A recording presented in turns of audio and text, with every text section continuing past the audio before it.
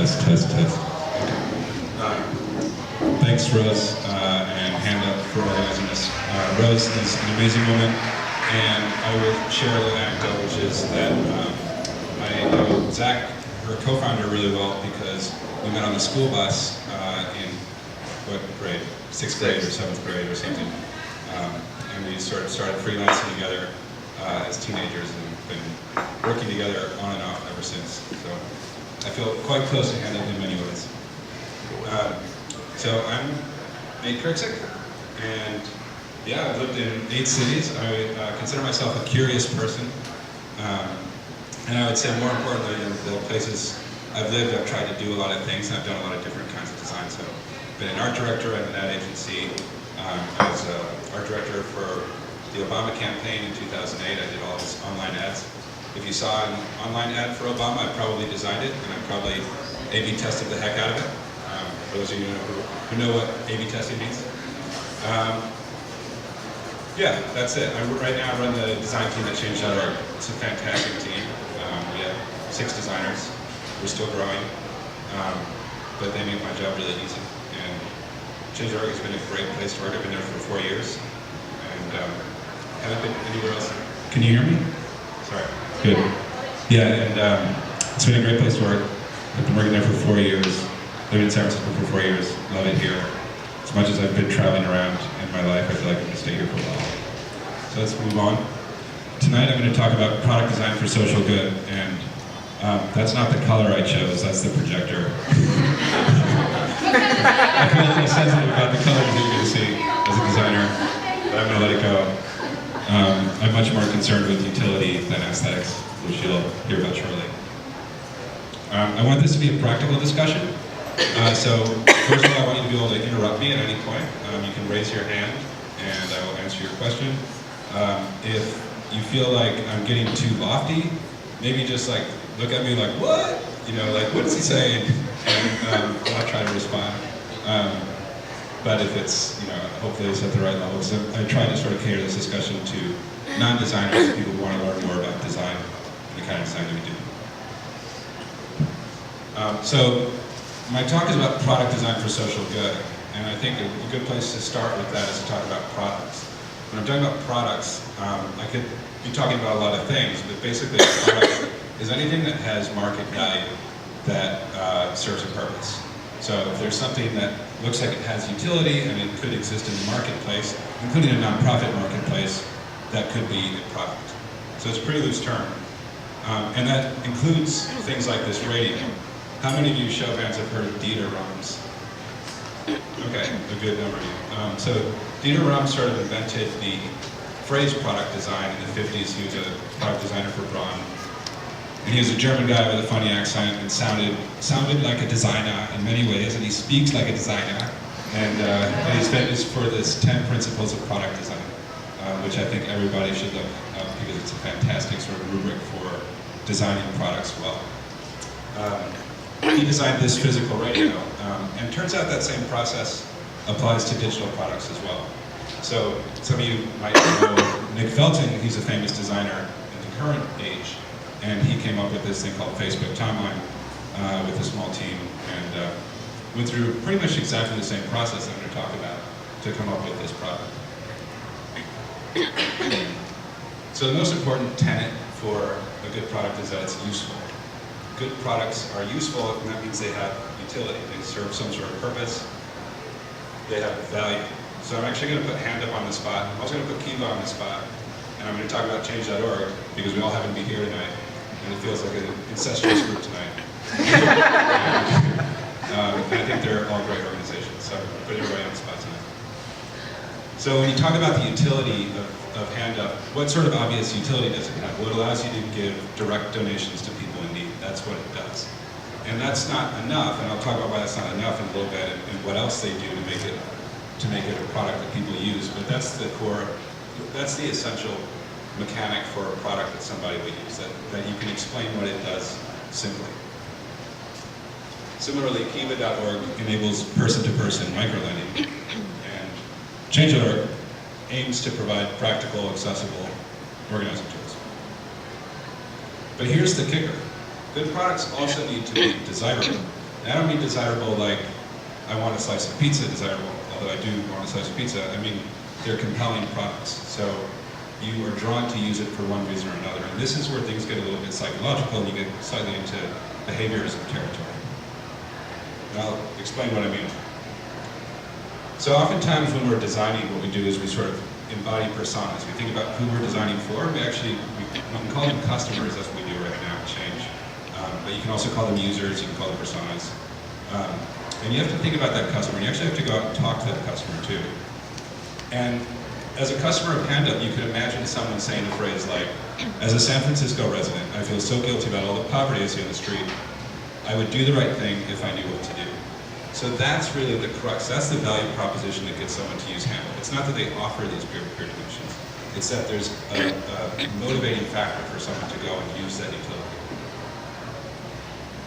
Similarly for Kiva.org, you might have, I'm just making these up by the way, they have personas.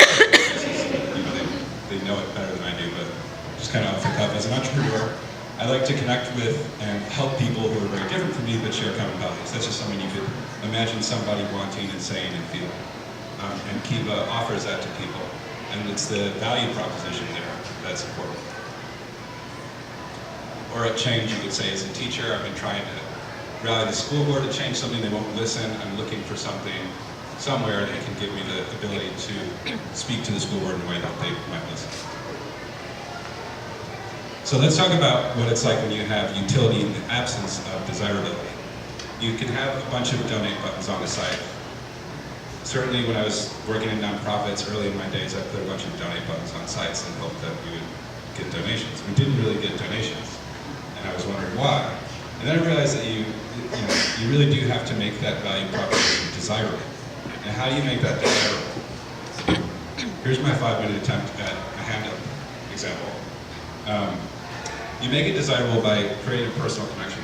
You have to sort of elevate a story, and you have to establish trust, and you have to establish a sense of timeliness. And those are all things that are happening here that wouldn't happen if it was just a donate button on a website. The story here is Maria says exactly what she's looking for. And you have that sense of timeliness because there's a thermometer. This is a classic gamifying mechanic to basically get someone to take action right now. And it looks trustworthy. It's clean, it's from Panda. Panda's a good organization, they partner with good organizations. So you feel good about it. It's so different from just pressing a donate button on any given website. That's what we do as product designers. We try to make products that are both useful and desirable. And this applies to the physical product world and also applies to the digital product world. You can think of product designers as design generalists, where we're sort of working on the entire product discovery process. And I'll talk about what that means in a little bit. You've probably heard all these different titles: UX design, web design, brand design, service design. Product design sort of includes all of that, and I wouldn't expect a product designer to be the best at any of those things, but I would expect them to be familiar with any of those things, and to generally know what's involved in those things, and to basically be able to hold the company's hand from start to finish on shepherding a product through so that it becomes a useful and desirable product. Some of these terms, by the way, I mean, it's open season on design titles. I know it's really confusing, so I just threw a bunch up. There's a lot more that I'm omitted here, but basically the sort of top two are the most similar to product design and the most generalist. As you go down, they get a little bit more specialized.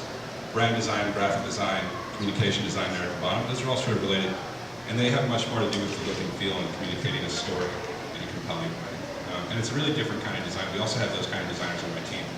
And it's a really awesome kind of design, but it's quite different from product design. So I'm going to talk about some product design values really quick. The most important thing that a product designer can do is be human-centered. And this gets to that customer thing that I was mentioning before. You really need to understand the customer. By the way, I don't really like the word customer, but I use it in the absence of saying user, because I definitely don't like the word user. So if anybody has any better ideas for what to call those people, some of you may have heard of IDEO, some of you may have heard of human-centered design. This sort of gets at what I'm talking about when I say human-centered design. This is basically a process of just very early on in your stages as you're sort of developing hypotheses and that you have an inclination that there's a problem or opportunity that you want to address. You go out and you talk to the people who you're trying to address that problem for. You do it as soon as you possibly can, and you develop a product for them. and you rapidly prototype, and then you go back to them and ask them if it's the right thing. And this is a process that sounds quite obvious, but actually very few companies do. And it's becoming more ubiquitous, especially in the web world, to some extent in the physical world. But companies like Fraud Design, companies like IDEO have been doing this for 40 and 50 years. And IDEO releases this thing called the HumanCentered Design Toolkit, which I would encourage everybody to look up and read. It's a quick sort of field guide report that will tell you exactly how to go through this process. The other thing a good product designer is that they're data informed. I think there's a common misnomer that a lot of designers just want to design pretty things and they're not really that concerned with what the data say. Well, a good product designer is very concerned with what the data say. And basically what you do as a designer is you listen to people, you come up with ideas, and you have an idea about how you might make a user experience better. And then when you have that idea, what you want to do is you want to test it against the baseline, the thing that you already have. That's called an A/B test, and that's when I was talking about the sort of ads that I did on the Obama campaign. I was doing A/B tests all the time. You know, what if we made Obama's head bigger? What if we made his head smaller? What if we changed the phrase? What if we changed the button color? All those things are A/B tests. That's the kind of stuff that Google is famous for, and Apple is not famous for. And I think the right balance is something in between where you're sort of human-centered and empathetic, but you still test. This is an example of a test that we actually ran on change.org this week. So this is a very timely test, and probably tomorrow you might actually see the design change on our petition page. A few years ago, I'm guilty for coming up with that left layout. It's a responsive layout, so mobile looks a little bit different, but this is generally how it looks at desktop. There's a petition story on the left. You can take actions on the right. The action area sort of stays fixed with you as you scroll down. We had a hypothesis, though, that a lot of our petition media, frankly, is bad. It would be great if all of our petition media was awesome, if the photos were super great and compelling. And in the event where these photos are really great and compelling, I feel like that left layout might do pretty well. And that's a sort of classic editorial style layout. We had a hypothesis that if we put the title above, considering how bad a lot of these petition photos are, which, by the way, is a separate thing that we need to address. We want to raise the quality of those photos. But considering how bad a lot of that quality is, we thought, what if we put the title above? That's probably a more compelling experience. And we did it as a quick test 2 years ago, but it wasn't really a considered design. And in the end, the layout kind of felt a little bit clunky. And this is where design details actually become really important. Because we ran the same hypothesis test again last week. What if we put the title above? The title's probably more compelling than somebody's reading the petition. But we gave it more space and affordance, and it just feels a lot cleaner as an editorial layout. You can really read that title. And the results were pretty impressive. So the second test we ran a couple years ago had no effect. Last week we ran this test, putting the titles above, we're getting 4% more signatures on the petition. Another value that we have is that we're cross-functional. So product designers love to work with cross-functional teams. This also sort of gets to that idea tenet of human-centered design. But basically it's about working project to project across different functions. So you've got the engineer, product manager, and product designer sort of working together as a trifecta from start to finish on different features. And this is something that I sort of did in a half-assed, half-baked way this morning, so I'm sorry that's not totally clear. But basically, a product manager, and I also need to quickly describe what a product manager does, they sort of assess, you can think of them as mini CEOs. And what they're doing is they sort of own a small area of the product. And they're just trying to make sure that that area of the product is achieving all the goals that it's trying to accomplish. So they sort of set the roadmap for every quarter, and they definitely take inputs from the designer and from the engineers, but their job is to do the really hard prioritization for every project that we're working on. There are 20 features or opportunities that we're passing. You know, when I look at change.org, it's frightening. All I see is all the things that we should be doing and the things that we're not doing on the site. And the really hard job of a product manager is to decide which ones we're doing next quarter.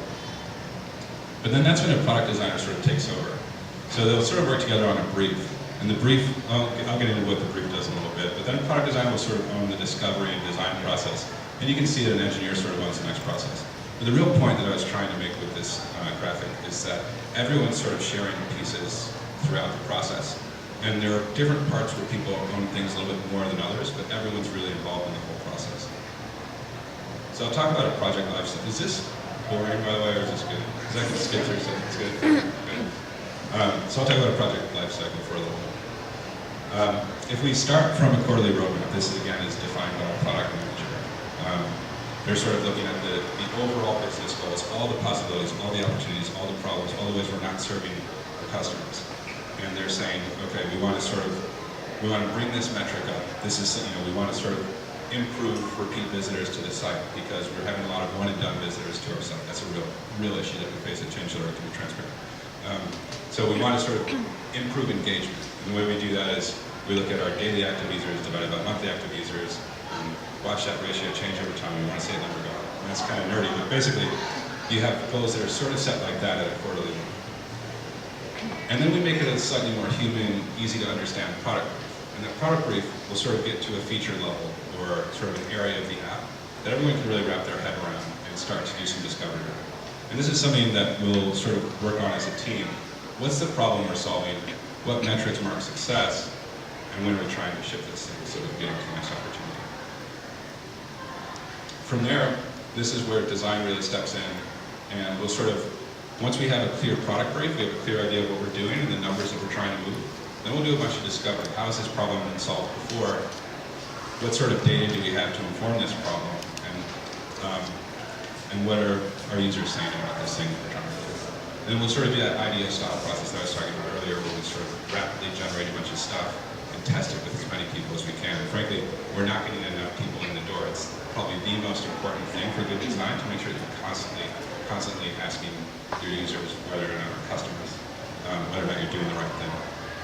Then we'll sort of generatively prototype, and this is where you're not actually building the full-on feature in a robust way where you have to involve the whole engineering team.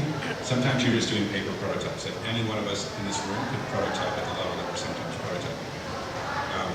Literally, it could just be sketches and asking people at the Whole Foods across the street, what do you think about this thing and this thing? So it can be pretty scrappy sometimes. And then what we'll do is get a little bit more high fidelity, and we'll refine down to a few different hypotheses. And we'll consider we'll work with the engineers to consider the trade-offs of value and effort. And then we'll create specs for discrete tests. And what that means is, like that title above thing that I showed you, it sort of mocks, like, this is exactly what we want to test, this is our hypothesis, we're not changing other things. One of the huge problems that every product development organization faces is feature creep or scope creep, where you basically are starting with one hypothesis, and then you also want to do this thing, also want to do this thing, also want to do this thing, and then you get in the way of some other really important priorities that you want to get at. So we keep a really tight lock on the hypothesis that we're trying to test. Then we work with the engineers to partner on implementation, ship, learn, and repeat. So I want to talk about the design difference really quickly, and I'm just about to wrap up. I don't want to pick on this site, and I'm not going to name it, but it's a petition site. And basically they offer the same core functionality that Change.org offers. It's a petition, you can sign it, and yeah, more or less, it's like a petition like any other petition website. But I bet it converts a lot better, and I really hope to God that a designer wasn't involved in this. I bet it converts a lot worse, than this page, which is our Change.org petition. And as you saw, we're about to move that title. This will be an interesting thing to watch. In the next coming days, you're going to see that title move from where it is right now to above the entire petition area. But more or less, this is an imperfect design. Every design is imperfect, but it's doing a much better job of telling a cohesive story. Basically, what you're trying to do is maximize the story of the user-generated content, the content that we're not actually writing, but someone who started the petition on our site is writing, and maximize the likelihood that someone is going to want to engage in that and know exactly what to do when they do want to engage. So, if you don't have a product designer, go hire a product designer. Or become one. Just remember this. Understand your customer, feedback early and often, ship, test, and repeat. I feel like everyone is a designer. It's a gradation. It's a question of whether or not you're spending your full day doing it. It's up to you whether you want to actually call yourself a designer. I say go for it. And do good work. Thanks.